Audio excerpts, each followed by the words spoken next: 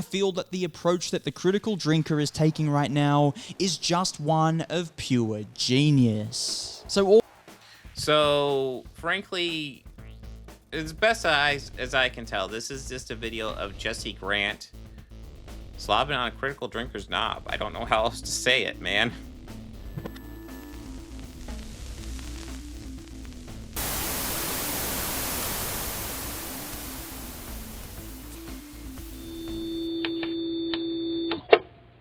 Now, if you already dislike these anti-woke grifters and want to know how to fight them, there is something easy you can do right now. I know it sounds self-serving, but liking this video, commenting, and subscribing to this channel do help take algorithm space away from these grifters. Let's go ahead and check out how the critical drinker... Yeah, I'm looking forward to the movie as well. We'll have to get more details on that as it comes out. But I am interested. How did the critical drinker destroy Chris Stuckmann? Because apparently he did. All right, so I don't know exactly how. Okay, so it's a Jesse Grant video. I've not covered Jesse Grant before, but the video title is How Critical Drinker Destroyed YouTube's Most Hated Movie Critic, and then it's Chris Stuckmann saying, "I quit," which isn't something that's ever happened. Chris Stuckmann's still doing videos, guys. But anyways, there is critical drinker going over that segment of... Hold on. Waiting for it to load. He's going over the segment of the Chris Stuckmann video, the Madam Web video with EFAP. So let's and I did cut a short from that because it was very noteworthy. They didn't set out to make a shit movie. Nope. Sony obviously wanted this movie to make a bit. Oh my god. He's just out openly defending Sony right now. Okay, let's see what this argument is, but it sounds like he's about ready to say Sony just wanted to make a good movie, but S.J. Clarkson fucked it up. Let's see what Will Jordan says. Maybe I'm wrong. Billion. So apparently I decided to wear the same shirt that I wore that day as well. Dollars. They wanted it to be good, so they clearly did care about providing a good experience for the end user, the audience. They just weren't able to deliver it. Whose fault is that? Is it theirs, or is it the creatives, or is it both? Or why would they have meddled? Yes, so that is his. So if you remember the Madam Web video that the Chuds blew up over for some reason. Yeah, no, Chris Stuckmann is not remotely the worst movie reviewer. I'd actually say he's one of the better ones, frankly. Yeah, Chris Stuckmann's Man Web video was simply about how Sony has been fucking up Spider-Man live action pretty much since Spider-Man 3. The only ones that have turned out decent since then are the Tom Holland Spider-Man movies that they make in conjunction with Marvel, and how they are obviously just running this IP into the ground. And then while they were watching Chris Stuckmann's video on EFAP, Critical Drinker was there, and his Critical Drinker comes in with a great take saying, well, Sony just wants to make a good movie. And then S.J. Clarkson, is kind of obviously fucking it up. And it's like, are you seriously taking the side of the movie studio over the artist? Like, Chuds do that. They hide it, but they do that. They side with the movie studios over the artist consistently. That's how come during the strikes, all the Chuds were essentially anti-strike. Because, and when you're anti-strike, that just means you're against the artist and for the big studios, which was very telling. But yeah, and this was a very telling moment as well when Critical Drinker just like, well, the studio just wants to make a good movie. But let's see. I've never covered Jesse Grant before. Let's see. Maybe this will be a reasonable video that debunks this nonsense about Chris Stuckmann being destroyed by Critical Drinker. But let's see.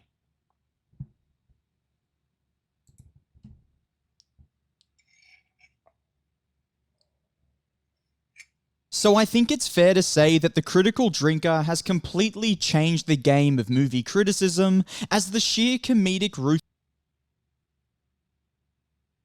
I mean, I'll see, but completely changed the game of movie criticism. He he is like an offshoot of Red Letter Media. You know, a case could be made that maybe Red Letter Media has changed movie criticism. A case can be made they've changed it for the worse, actually. As much as I appreciate Red Letter Media, I don't always agree with their takes, but I appreciate them because you can tell they genuinely come from a place of loving the medium. But anyways, Critical Drinker has changed the game of movie. What? Ruthlessness that he critiqued movies with absolutely captured the zeitgeist in a way that no one ever imagined movie criticism could. He is almost, God, yeah, he probably is the most popular movie critic on YouTube, which is frankly one of the biggest condemnations of the algorithm I can ever think of. That's insane. He shouldn't remotely be that popular. And to many, he felt like the first honest and truly independently thinking critic, and I'm not saying that he was the first, but I am saying that many people saw him in that way. But I am starting to notice a shift in his branding and approach to criticism, which personally I think is pure genius, especially coming at a time where quote-unquote movie Yeah, we just saw his take on the Madam Web video, which was quite bad. critics like Chris Stuckmann have refused to do bad reviews in an attempt to please Hollywood and be accepted by the mainstream industry as he looks to start a career as a movie director. Okay, so Chris Stuckmann has been very clear, and I understand that. Like, one could make the argument because he's getting into the industry, he doesn't want to piss off people, so he doesn't want to do the negative reviews. Maybe that plays into it, and that frankly kind of makes sense. But also he knows from his side, what he says is he's seen the hard work that goes into this. He knows it's a struggle to make movies, and he loves movies, and he doesn't want to bash them. You know, and like I said, I don't 100% agree. I think it's fine to talk about bad movies and bash them. I do. But even though I think that's fine, I actually understand where he's coming from. And he's never, to my understanding, said that like people shouldn't make negative reviews of movies. I've never seen him say that. He's just said he personally isn't going to, which is he doesn't have to do that. He doesn't have to do that at all. And I thought to myself, probably not going to do a video for this one based off of what I've heard, since I do try to keep it mostly about film celebration on this channel. I am not about bashing filmmakers, artists. I know how hard it is to make a movie. I do not know how hard it is to make a movie under the studio system. And while I can see the reasoning for Chris Stuckmann's approach, and I'm not commenting on him as a person as I don't know him, strictly professionally speaking, I just don't think it was the right move to make, as this decision has led to his own audience turning on him and losing all trust in any of his critiques. Really? Last I saw, he still does all right on views. Frankly, he's not doing Critical Drinker levels, but and dare I, which is frankly kind of a condemnation on the algorithm again. But he was one of those guys who was making movie reviews back when I first started. So he's been on this platform for a while. My 10th anniversary is like perpetually delayed, so it's not. I don't know when that will happen. But yeah, I've been doing this for 10 years. He was on this platform before me. So yeah, so listen, these view numbers are much lower than Critical Drinkers, which is a shame, but he like they're not bad. So he's got 150K on his Furiosa review, 300K on his Furiosa review, and 150 on his spoiler review. He was able to 7,000 on his Speed 30th anniversary review, which hey, that's kind of impressive for an old movie. Kingdom of the Planet of the Apes got 300K. Fall Guy didn't do as well. That's around 170. So it looks like bigger movies will get him around 300K, and then smaller movies will get him around 150K. Listen, that's probably not like those aren't Critical Drinker numbers, but they are solid and reasonable numbers. I would take these numbers in a heartbeat. This is a living doing with these numbers, and he's still doing videos. So yeah. Where the fuck are your numbers at, Jesse Grant 65K? Like, I didn't even realize you only have like twice my subscriber number. What the heck? Like, you're criticizing Chris Stuckmann's numbers, but what the fuck are your numbers? If we want to look at numbers, what are they? 35K. Well, 250 on this one that we're going over, and then 80. Ugh. What the fuck is this thing where he makes fake fucking tweets? This is obnoxious. Your numbers are at best half of his. And I will say, for the size of your channel, your numbers are good, but yeah, if you want to talk fucking numbers, which again, as I've pointed out numerous times, are fucking irrelevant, but and they have nothing to do with actual fucking quality. If they had something to do with actual fucking quality, Critical Drinker won't get fucking massive numbers. I say, turning to more critics. Jaleel, I feel like you need to be both positive and negative about movies. Again, I don't know if you're wrong. I think if Chris has done plenty of negative reviews in his history. Again, I understand where he's coming from. I don't agree, and I'm not going to take my channel. I would never take my channel in that direction. I will talk about bad movies and good movies when they pop up. I think it's important to give your honest opinion on the movies when you're covering them. But and then Chris, I feel like, has decided, if he sees a bad movie, he's just not going to talk about it. Like the Critical Drinker, whom, even if they don't agree with every single take, they can at least trust him to be honest in his opinion, and that's what leads us. Yeah, Critical Drinker and honesty. I don't know if those necessarily go together well at all. To the Critical Drinker's recent shift. But before we continue there, I do want to let you know that I have started some merch, and so if that interests you... Yeah, exactly, Paul. You know what? There was that, let's go over that, because there was that video. Somebody actually clipped the Chris Stuckmann video. Chris Stuckmann is actually very much aware. I don't want to do their clip because they do some editing to it that's not quite honest. Goddamn, what was the name of the last James Bond movie? No Time to Die. Thank you, Paul.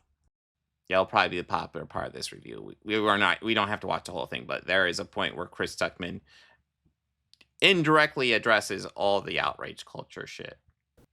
Fun film in its own right. And I think it did all of those things. But it's also tricky because Bond is such a long-running franchise.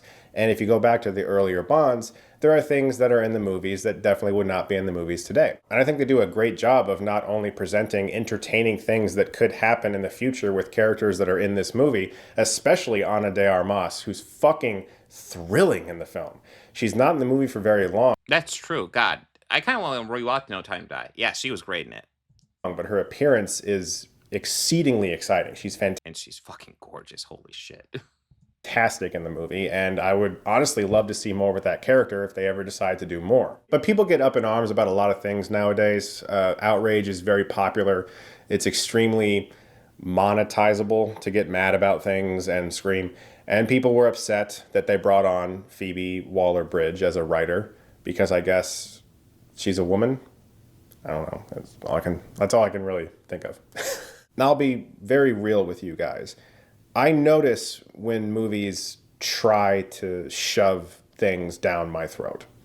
I've talked about that in the past. I understand when people in Hollywood who are looking at the political sphere think, well, we should probably make a movie that sort of addresses this stuff, or we should make a film that feels like, people on social media will give us praise for making it, and they don't necessarily have good intentions, and they're just looking at money, and they're just looking at that type of praise that they will get for making that type of film. I understand there are plenty of people in suits, behind desks, making those decisions who don't give a shit about the messages their films have, and oftentimes those movies suffer as a result. But I also understand that some movies are really fucking good at it. And I can always tell when someone is genuine and when someone is just doing it because it's a talking point. No Time to Die does not have a single part where that radar went off for me and I thought, oh, they just put that in there to put that in there. That never happened for me while I watched this movie. People are going to go in with these expectations that they have built up because of things they've read online or articles or speculation, and they're going to feel a certain way about the movie, and I really don't think the movie deserves that. Yeah. But anyways, I mean, he did get the point across. Anyways, so right back to Jesse Grant covering Critical Drinker. Based Film Club. You can check it out in the link down below, but let's get back to the video. If you guys are wondering, Casino Royale is actually my all-time favorite James Bond movie. Though interesting enough, I think the person who best encapsulates James Bond, the good and the bad aspects, who really covers him quite well, for me, is actually Pierce Brosnan. I actually think he's a fantastic Bond.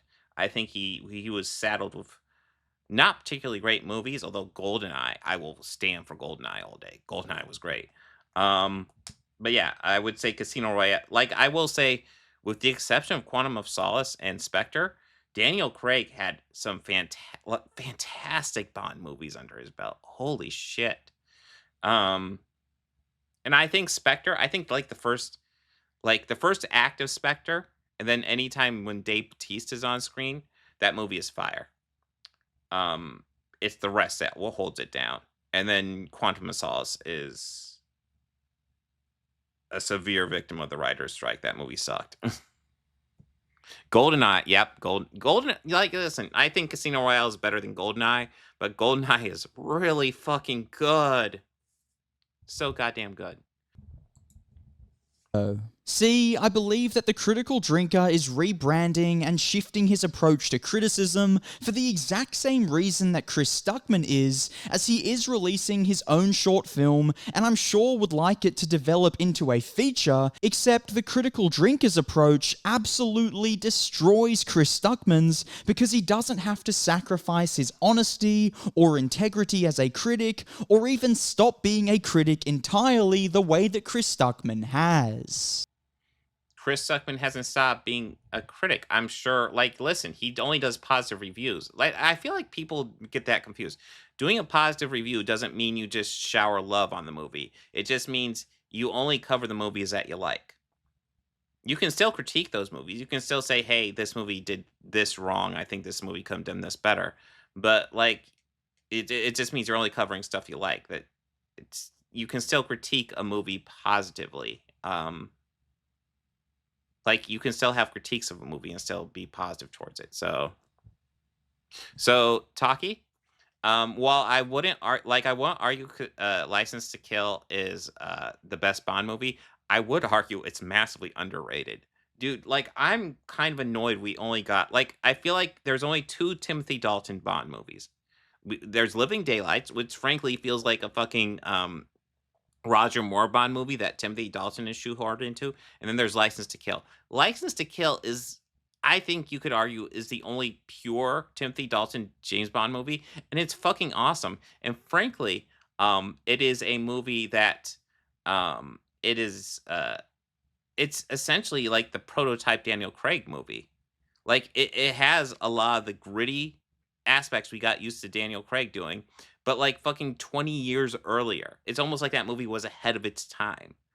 I would highly recommend anybody who enjoys the Daniel Craig era of James Bond, check out License to Kill. That movie's fucking awesome. I mean, I wouldn't put it as high as the best Daniel Craig movies, but it's fucking good. It's miles better than Quantum of Solace, and it's a solid step up from Spectre as well. It's a good fucking movie. I highly recommend it.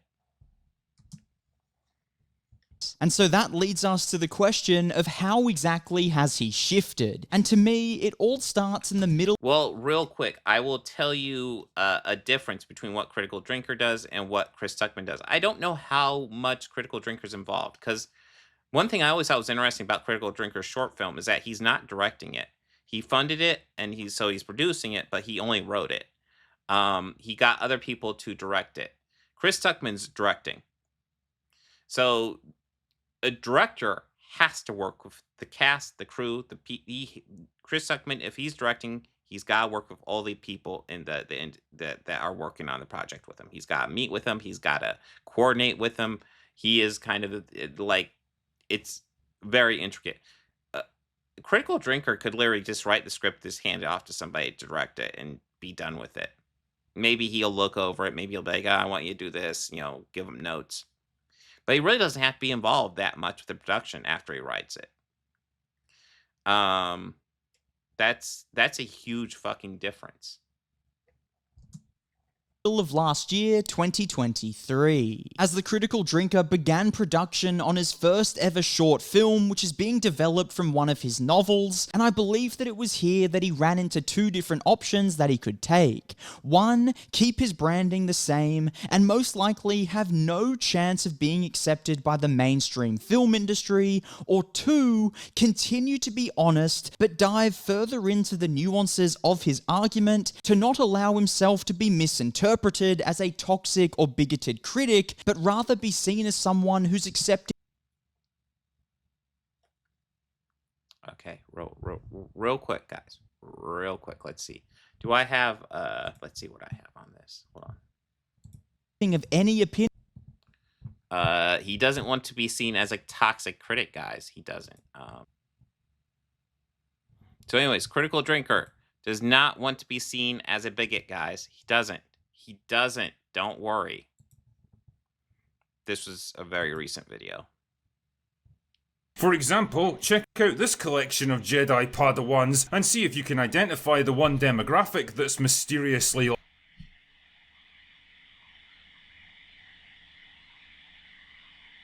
Critical drinker fans. This is what you take seriously. Fucking reflect on your life. Critical drinker has paused a frame in the trailer to see how many children are white guys. Just, who cares? Who the fuck cares? This is stupid.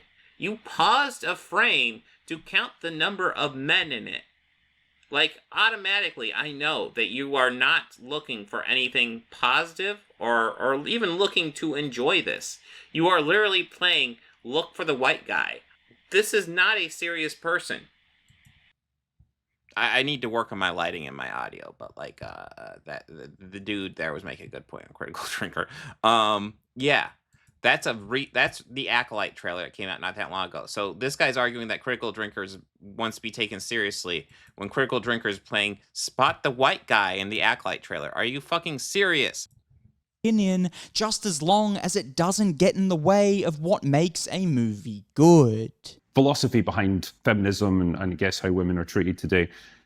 Which on the face of it is fine, like you can explore all this sort of thing, it's all down to the implementation of it. As that's obviously a perfectly fine stance to take, and I'm sure it's a stance that certain people in the Hollywood industry would be absolutely fine with, and therefore willing to work with him. And the latter option seems to be exactly what he's done, as I've noticed that nowadays he makes an extra effort to explain his opinion. Got no issue whatsoever with a character like Miles Morales, who was created with his own unique personality and backstory, instead of just being a lazy race swap of an existing character, hammering home the simple but often misunderstood point that well-written characters who happen to be diverse are a perfectly good thing that no reasonable person can object to, whereas diverse characters created for the sole purpose of being diverse are not. As opposed... So, real quick, even that's a really bad take. So, he's arguing that you can't do a poorly written diverse character. So only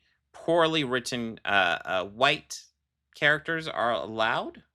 And I want to stress, there are poorly written white characters all over the fucking place. They dominate movies, frankly. All types of poorly written white characters. When it comes to shit like that, you critique the writing. You critique, like, why does this character suck? Break down this character and explain why they suck. When you have a character who's not white and you're like, oh, it's diversity casting, that's not articulate. That is literally you saying this character sucks because they're black. If you don't want to be called a bigot, you don't use that argument. That's why you don't use that argument, because it's a bigoted fucking argument on the face of it. But he just had to bring up Miles Morales, so now I gotta bring up something else. So he wanted to bring up how reasonable critical drinker was in his Spider-Man Spider-Verse analysis. So someone else has got a short on that one. You notice he didn't bring up this fantastic clip here. Also, I can't shake the feeling that the script is doing everything in its power to play down Peter Parker, like it's afraid the audience will somehow start rooting for him over Miles if he's shown to be too capable and confident. It doesn't even make any sense! The first movie portrayed him as an aging, burned-out loser who only redeems himself at the end, while the second film morphs him into a bumbling, hapless father in a pink bathrobe. I fucking hate you. Who for some reason keeps taking his baby along on life-threatening adventures, despite having a perfectly capable mother at home to look after it. You are not serious people. Is this some weird attempt to mock and belittle the Spider-Man that most people know and love, who incidentally just happens to be the only straight white man in the entire movie? It's kind of homophobic, man. Dude. I don't know, man, it just kind of leaves a sour taste in my mouth, that's all. You are bullshit. You're fucking bullshit. What am I thinking of? Like it's like Chinese, I think. So yeah, that was Critical Drinker's reasonable approach to Miles Morales in Across the Spider-Verse. Sewer Rat considered charging Critical Drinker rent for living in your head. He can afford it with his massive success. Yeah, cool, bro. Listen, Sewer Rat, if you want to actually contribute to the discussion and talk about stuff, I'm down. But if that's the pinnacle of what you have to contribute, you might get yourself timed out and banned. Just FYI. Opposed to his previous approach of I said what I said, if you misinterpreted it, then F off. Both of which were drenched in feminist identity politics, and were probably given more praise than they really deserved. More recently, she was brought in to improve the script for the latest James Bond movie. And obviously that approach is hilarious, that approach is great, and that approach is what led him to becoming one of the biggest movie critics in the world, but it would never allow you to be accepted by a mainstream industry. And so that's why I think it's clear. Well, it was also a really fucking really fucking shit take. Yeah, and sexist.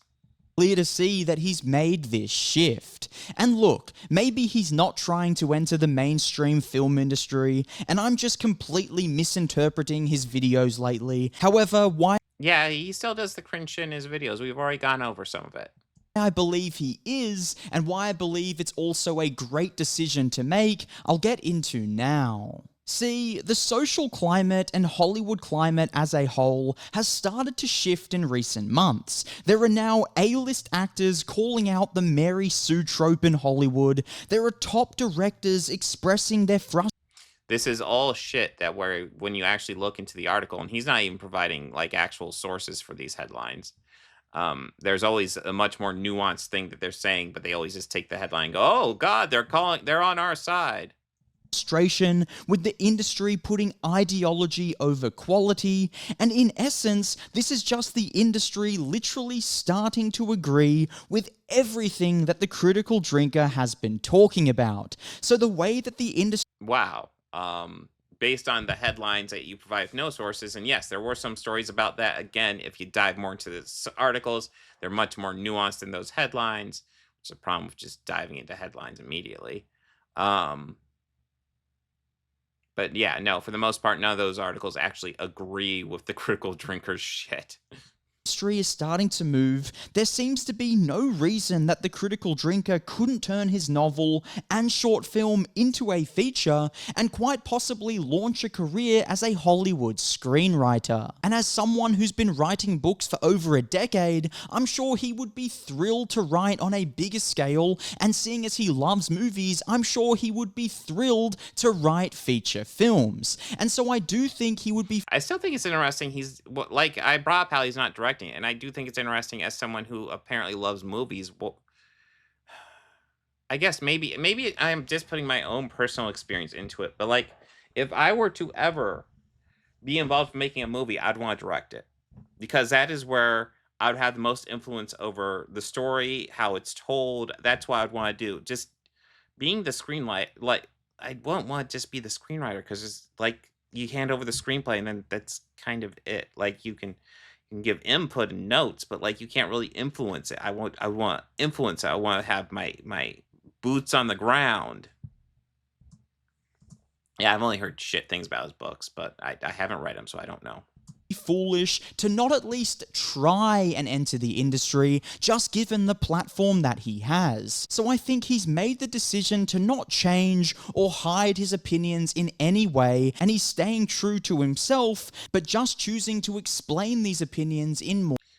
Okay, so far all this video is hey, I've cherry picked some more neutral things that Critical Drinker's done recently, and I'm contrasting it with more of the extreme stuff he's done in the past, ignoring the fact that he still does extreme stuff now, in order to make the argument that he's being more neutral, which he definitely isn't. Because, you know, if you look at the broad strokes, no, he's not. Great research, man. Fucking winning on this one. More detail. And to me, this is just the Critical Drinker reading the room way better than Chris Stuckmann has. So this is Critical, like, we've already gone over the clips. Critical Drinker hasn't really changed anything with his approach. Jesse Grant is either doing very poor research or lying. It's one of the two. Trying to push a narrative that somehow Critical Drinker is doing what Chris Stuckmann's doing, which he's not at all. And listen, man, you can disagree with what Chris Stuckmann does. It's fine. It's also Chris Stuckmann's YouTube channel. How he wants to run it is entirely up to him. If you want people to do negative reviews, there's other people who do it. You don't have to worry about it. You're fine.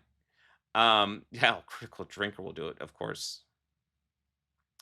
His reviews are shit. There are people who do good negative reviews that I don't always agree with, but you know what? They're entertaining. YMS, Red Letter Media, I don't always agree with their negative reviews, but they can do them entertaining and come up with more arguments than a woman's in it or some shit.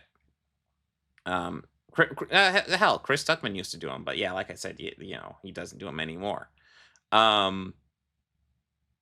I don't know where Jesse Grant's argument's coming from. It's trying to explain how Critical Drinker is entering the movie industry, but he's doing it in a completely different way than Chris Stuckmann. And he hasn't changed his approach to movie reviews where Chris Stuckmann has to a degree. It's literally comparing two people doing different things. So I don't know what the fuck his argument is garbage.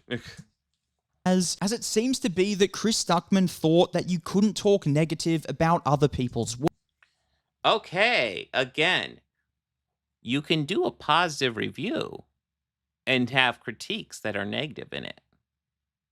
I don't know why people have trouble understanding that. Chris Stuckmann has said he only wants to do positive movie reviews. So I'm certain there's plenty of movies he goes in and he's like, I like that. I have some critiques. You know what? I bet you. So let's go ahead and double check my theory because I haven't looked at a whole lot of Chris Stuckmann stuff. But hold on. So Chris Stuckmann only does movie reviews for movies that he likes, but I'm pretty sure he will still have negative complaints in those movies. And to double check this, I'm going to go over a movie that I thought was pretty good, that he did cover as well, but I thought was unbelievably flawed. I think it would be foolish of him to cover this movie and not talk about some of the noteworthy flaws in it, even though overall it is a very entertaining movie, in my opinion. And you might be like, whoa, you're hyping this up. What movie is this?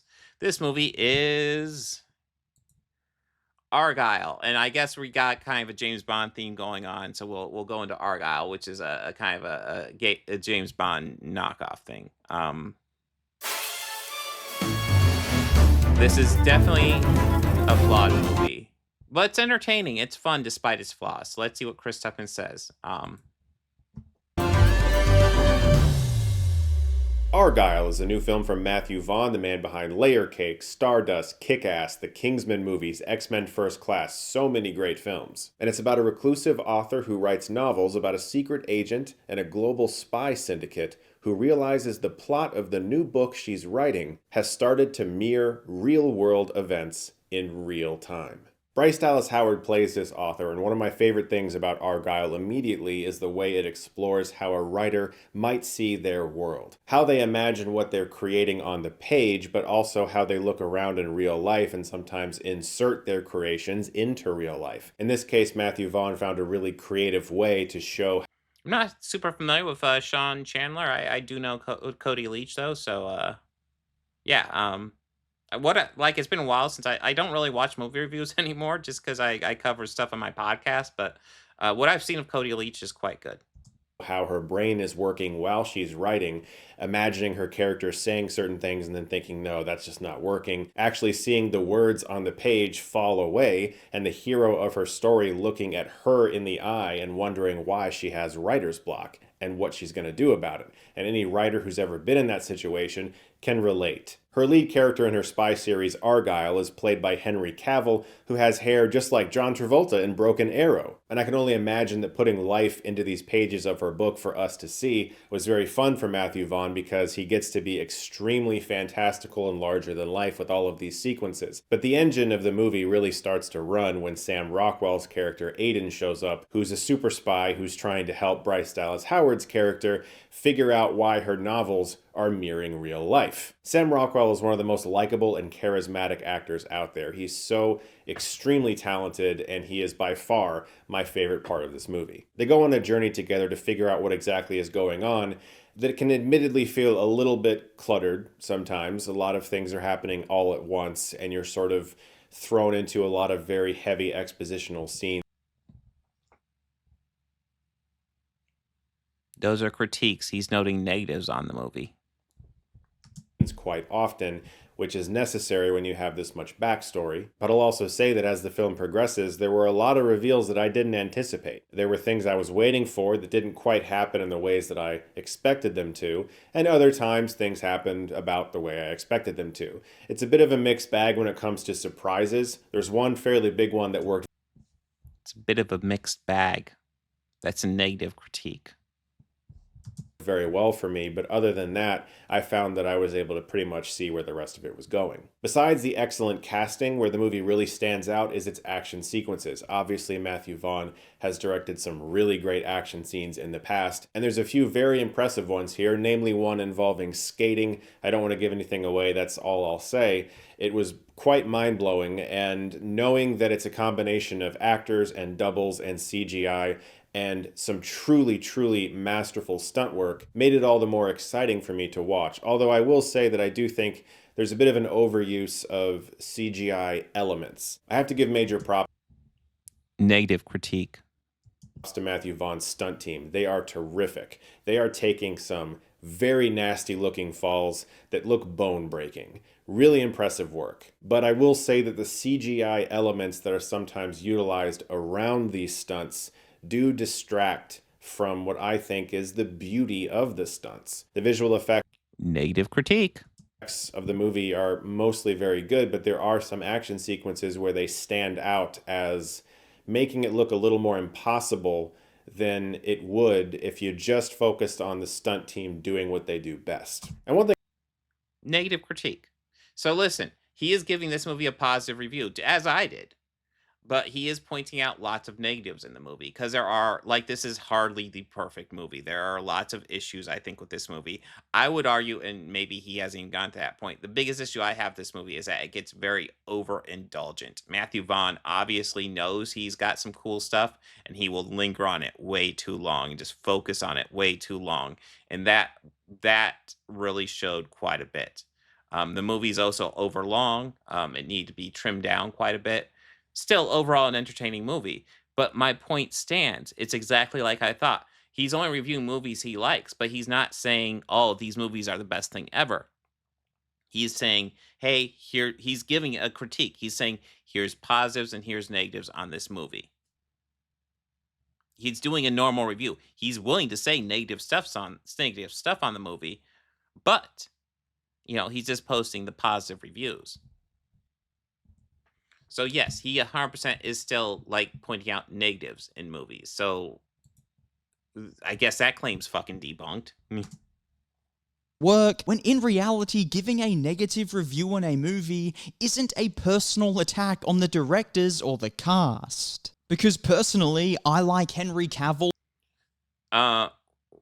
Is he gonna go into Argylle now? What the hell? And I like Matthew Vaughn, but Argylle was absolutely horrendous, and so it's not a personal attack if I say that. I'm just being...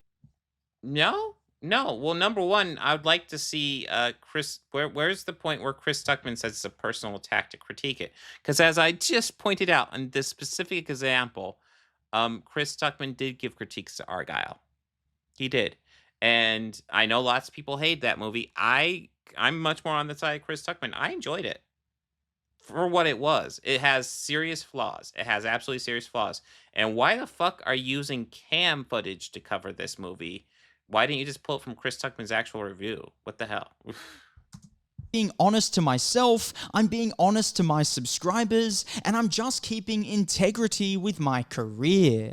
And I think the critical drinker wants to remain the same way, and if Hollywood never accepts... Well, what if, a lot of this stuff is opinion-based, right? It's possible to like Argylle and still be a critic, right? You realize that, right? Yeah. Accept him for that, then I'm sure he's going to be absolutely fine with that and understand why. And I actually believe that the critical drinker bringing this approach to Hollywood will only make... You have yet to demonstrate how the critical drinkers changed anything with his approach. What the fuck are you talking about? For a better industry. Because do we really want an industry where everything is false and no one is honest? Of course not. And I know that Chris Stuckmann... Whoa, wait a minute. Are you trying to argue that everyone in the film industry is fake and dishonest, but the critical fucking drinker? Are you insane? That doesn't need debunking. Like, critical drinker, the dude who I just showed is whining that he can't count enough white guys in the Acolyte trailer. The dude who was whining that he was afraid that Peter Parker would outshine where they fucked over Peter Parker in the new Spider-Verse movie because they didn't want him to outshine Miles, which is just the fuck? Jesus. And myself share common ground in the fact that we love movies and love the movie industry, so why not fight for the industry to be better?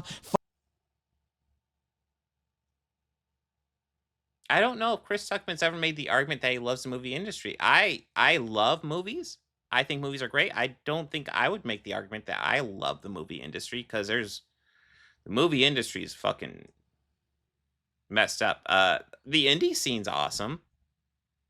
Not a lot of money in it, but the indie scene's quite cool. The Hollywood system, though? I don't know if Chris Stuckmann's ever made the argument that he loves that. I've never seen it. And based on the research that I've seen you do so far in this video, I doubt you've seen it either. You just are, like, assuming. Yeah, no, I have no love of the film industry. Fight for the industry to be more accepting of different points of view, and fight for the industry to just become more honest, rather than just folding over and not trying to solve an issue with an industry that we actually love. Wait. What's the issue with the industry? You gonna go over the issue with the industry? Because I'd love to see this. Because my issue with the industry is the studio executives who are forcing out movies just to make money and not like letting their artists do their job. That'd be my biggest critique of the industry. It's all getting suffocated by money. We have fucking David Zaslav making massive bank, even though his Warner Brothers Outside Barbie is not doing great. He's literally shit canning movies and destroying them for tax rebates right now. And he's making, he is like the wealthiest studio exec right now. He's making insane bank by doing this terrible shit to the art form. FYI, fuck David Zaslav. And so, is the issue DEI? Jesse hasn't established anything. It's just like, oh, I love the film industry, but there's an issue. Number one, I think the issue might be money, but like there's lots of systemic issues with the film industry, and I wouldn't say I love it. Like I said at the start of this video, this isn't an attack on Chris Stuckmann as a person. I'm just saying the decision he's made professionally to me just wasn't the right move, as I personally think that Chris Stuckmann could have remained a critic and still be accepted by the... He is a critic. He's just only covering movies that he likes. That's it. We just saw. He will give negative critiques to movies he likes. It's just movies that he likes overall. Hollywood industry, especially nowadays with YouTubers and content creators holding the power and having most of the attention of the general public, and sooner or later Hollywood will just have no choice but to accept YouTubers as they just make good business sense. And if we know anything about the Hollywood industry, if something makes money... Well, yeah, well, listen, so I think there is a value in the voice of YouTubers, but I think clumping all YouTubers together as one voice is simplistic at best. The Chuds have quite bad opinions, just FYI, and this video is very wishy-washy and dull and poorly researched. They're going to want to go down that avenue, especially right now where so many movies are flopping at the box office. I'm sure if you can actually capture the audience of a content creator and get 1 million or 2 million people to attend the cinema, then that's already $15 to $20 million at the box office just in subscribers alone, so it just makes good business sense, and I just don't think that Chris Stuckmann had to take the approach that he did, and I feel that the approach that the Critical Drinker is taking right now is just one of pure genius. So frankly, as best as I can tell, this is just a video of Jesse Grant slobbing on a Critical Drinker's knob. I don't know how else to say it, man. All in all, I'm excited by what I'm seeing, and I do look forward to seeing how this short film turns out to be, and if possibly, it ends up becoming a feature film. But what are your thoughts on this? Let me know down below in the comments. If you liked the video, please hit the like button, hit the subscribe button, and I'll see you. Okay. Yeah, guys, make sure to like this stream, but yeah, there is nothing.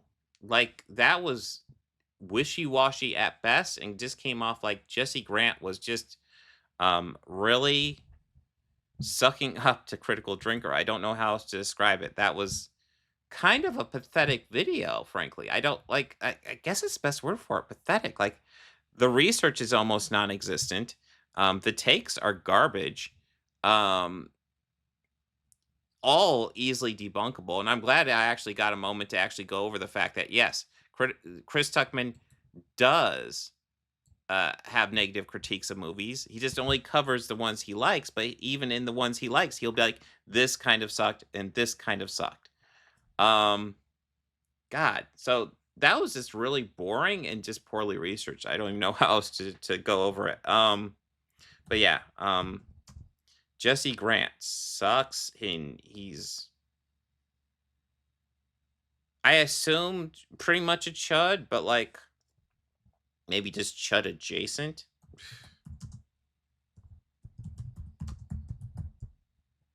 He's at least sucking up to chuds.